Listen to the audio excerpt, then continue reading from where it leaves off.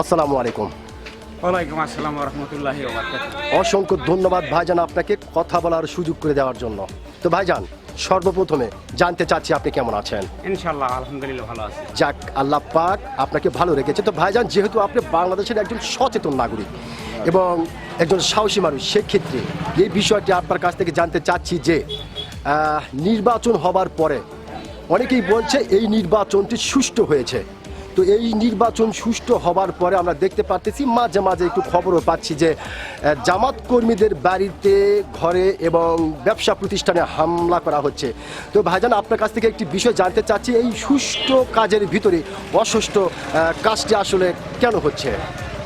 কেন এই জামাত ইসলামের কর্মীদের বাড়ি ঘরে হামলা করা হচ্ছে, যেহেতু নির্বাচনটি সুষ্ঠু হয়েছে এবং যে জিতার সে জিতেই গেছে, তারপরেও কেন? তারপরে কেন এটা মানে তার আজ তো ক্ষোভ যাচ্ছে না। জি জি জি জি ক্ষোভ যাচ্ছে না। জি।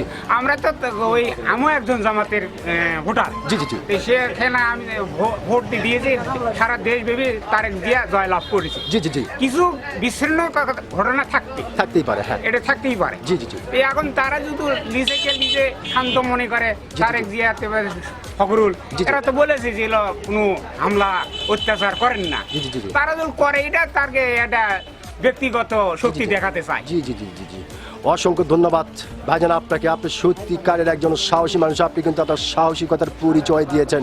অসংখ্য ধন্যবাদ আপনাকে।